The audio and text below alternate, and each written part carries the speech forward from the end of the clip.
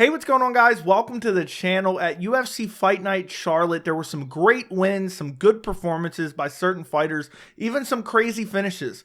But also on the card, there were some terrible performances and some horrible losses.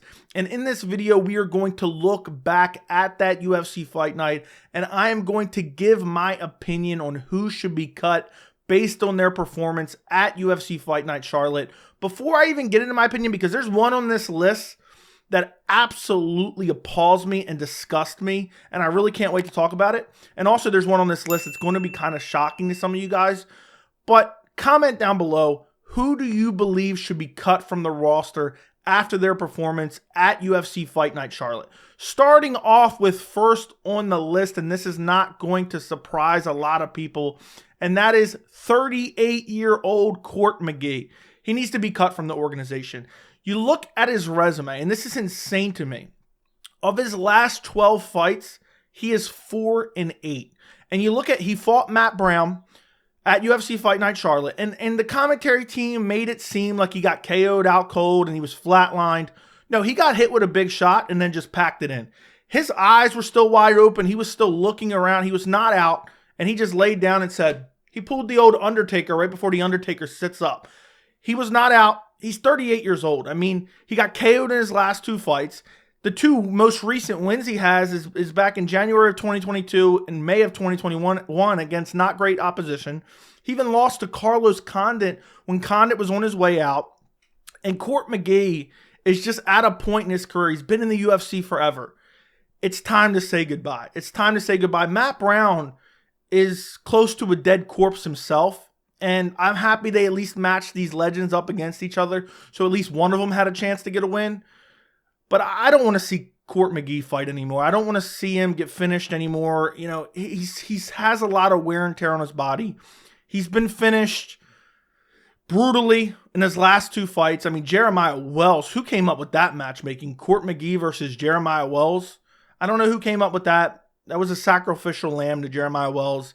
And now he gets hit by Matt Brown with a big shot and he just lays down and people act like he's out flat out cold. You know, that was a dive if I've ever seen one. And I'm not saying he fluked the fight. I get that's what dive kind of means. But he was like, okay, I'm just done. I got hit with a big shot. I'm done. But he was not out cold, but he made it seem like that. So he was like, okay, please, ref, jump in. You know, it was like when Forrest Griffin, and this is a little bit different situation, when Forrest Griffin got finished by Anderson Silva, he kind of fell to the ground and said, please, no more. That's what Court McGee was doing. I don't want to see him fight anymore, and he needs to be cut from the organization. Moving on to my next cut, we need to cut Chase Sherman from the roster. I know he fought Carl Williams, and some people even thought he potentially could have won that fight, but it is crazy to me. His last 7 fights, he is 1-6 in his last 7. And Carl Williams, I mean, I almost thought about putting him on the list. You can chalk him in there with cuts from the roster as well.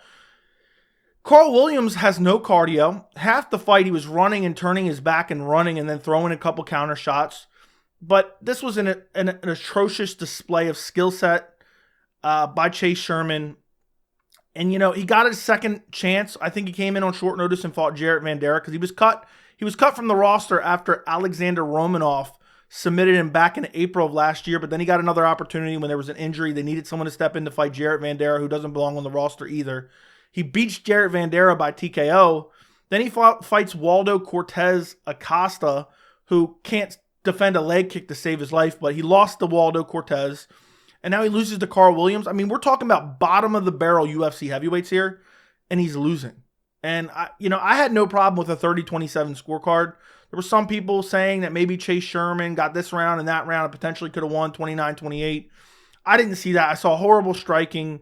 I saw horrible athleticism. I saw horrible cardio. And honestly, I know it's the heavyweight division, so you can kind of just keep anyone in the heavyweight division at this point. I can probably fight in that UFC heavyweight division. But this is bottom of the barrel heavyweights. Carl Williams is never going to go anywhere in the heavyweight division unless he makes massive changes. And I just think you look at Chase Sherman's most recent fights, and it's just hard to find a win. It is hard to find a win, and it's against Jared Vanderaa. And then you couple that with the fact, the heavyweight division, if you look at the top 10, even though the top 10 isn't particularly great, it's top 5 that's actually really good.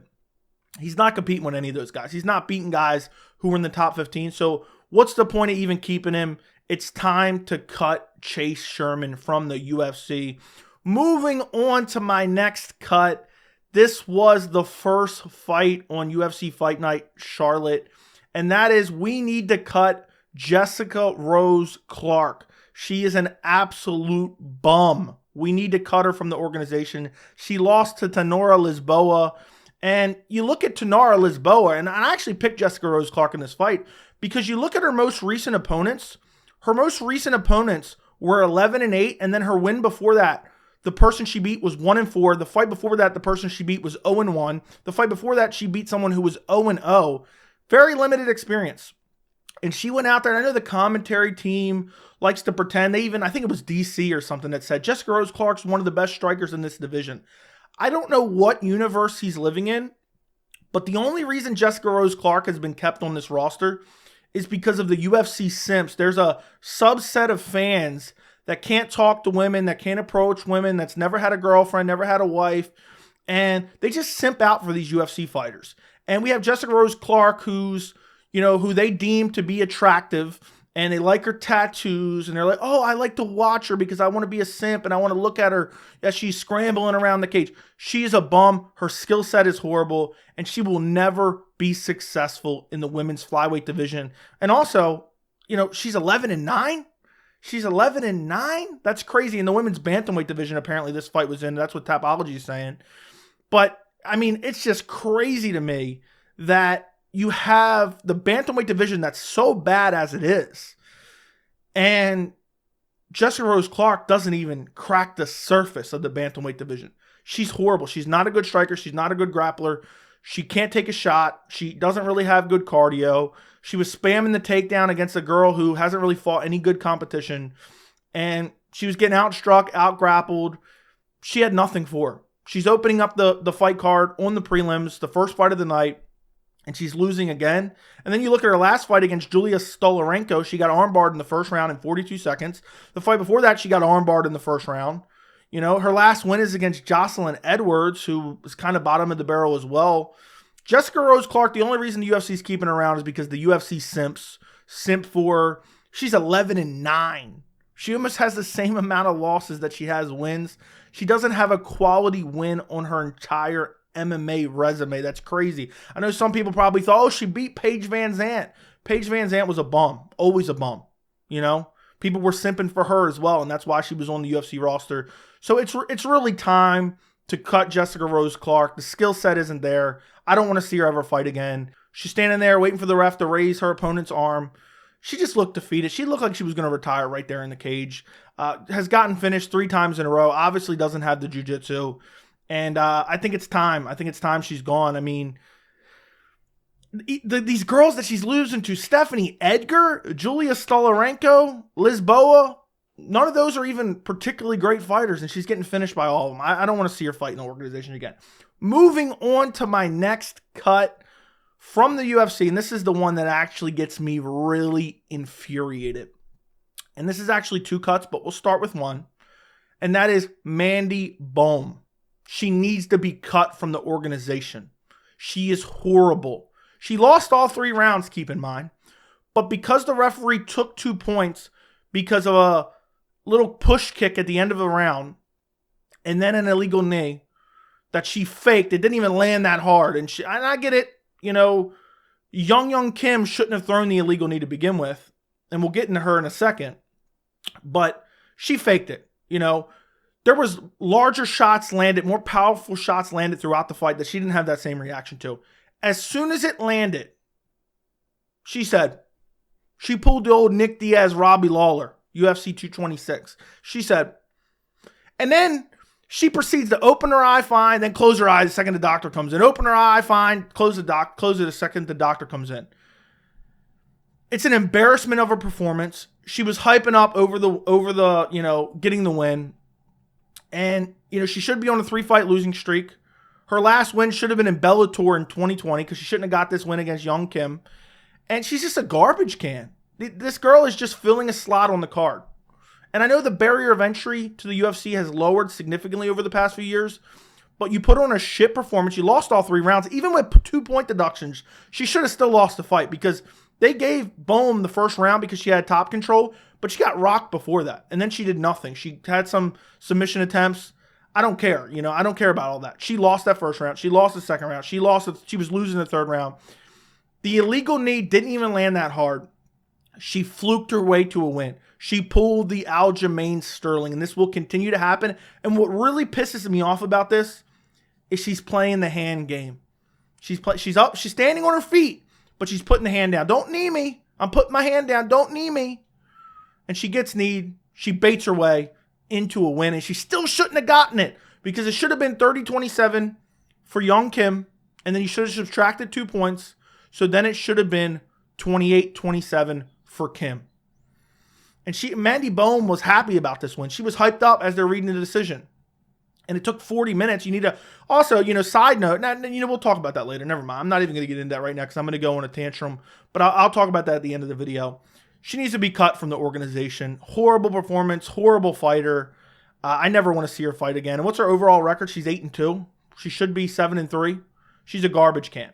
Moving on to her opponent, Yeon Kim, she needs to be cut from the organization too. You need to cut both Mandy Bohm and Yeon Kim. They need to be cut from the organization. She's a bum. She doesn't have striking. It's a low-level striking, low-level grappling. She doesn't know the rules. She's kicking people after the bell. She's kneeing people when they're down. I mean, and look, she's on a long losing streak. She's lost 1, 2, 3, 4, 5 fights in a row now. 5-fight losing streak. What's her overall record, you ask? It's 9-7-2. So she has 2 draws at some point in time. 9-7, almost has the same amount of losses as wins. Yeon Kim needs to be cut from the organization. Horrible decision making, horrible skill set in general. And what's the point of even having her around? I really don't get it. I really do not get it. She needs to be cut from the organization. At flyweight, and that's kind of how I was mixing up Jessica Rose Clark. At flyweight, I mean, you really think they're going to compete with some of the actual talented girls at flyweight? Absolutely not. So please, UFC, cut Mandy Bohm and Yeon Kim. They both need to be cut from the organization. They're both horrible. They both put on terrible performances. No real cardio, no real striking. Yeon Kim doesn't even know how to follow a game plan. She was winning in the striking. Her coaches are yelling for her to disengage and strike. And instead, she's like, let me throw an illegal knee and throw it with 10% power just so I don't do any actual damage, but I'll get basically disqualified or I'll lose a point and I'll lose another point and, lose the fight overall. And we can have Mandy Bohm celebrate the win. Disgusting, despicable. I never want to see either one of those fight again. Moving on to the more controversial cut from the UFC. It is time that Anthony Smith is cut from the roster. I understand he's still ranked in the top 10. He was ranked in the top 5 going into this fight, if I'm not mistaken. I think he was number 5. The way he looked against Johnny Walker, especially in that third round, and he's just down on all fours, pulling an Aljamain Sterling, looking defeated, he just doesn't need to fight anymore. He's old. He looked like a shell of himself. Maybe it's coming off that injury against Magomed Ankalaev. He looked like a shell of himself. No cardio. He looked sluggish. He looked slow. And, if you watch the Anthony Smith, and I'm not saying, I understand he was beating kind of washed up guys back then, but if you watch the guy that destroyed Rashad Evans, that destroyed Mauricio Shogun Rua, that came back and won against Volkan Ozdemir, that got 50-45 by John Jones and took an illegal knee but continued to fight, that beat Alexander Gustafsson, you watch that Anthony Smith, and you could still see some fight left in him, and then he went on the 3-fight winning streak where the UFC was trying to build names off of him, Devin Clark, Jimmy Crute, Ryan Spann. He sent all those to the back of the line. The second he gets back up to that upper echelon in Magomed Ankalaev and Johnny Walker, he looked like garbage. There's a clip, I retweeted it on Twitter. If you want to go follow me on Twitter, it's at MMA Joey C, where he's just diving in on all fours, looking like he quit, and Johnny Walker doesn't even get the finish, doesn't even really go for the finish. He's throwing half-hearted shots that aren't even landing. And honestly, this fight put me off on both Anthony Smith and Johnny Walker. I respect Anthony Smith. I liked watching his run while it existed, while he was winning fights. He cannot compete. He cannot close the distance on Johnny Walker. He cannot land any good shots. He can't address leg kicks. He's moving like he's in slow motion. And I don't need to see him get beat up anymore. You know, you look at he's not particularly old. I think he's 34 years old. But he's old and been around for so long when it comes to MMA career. He's been fighting since 2008.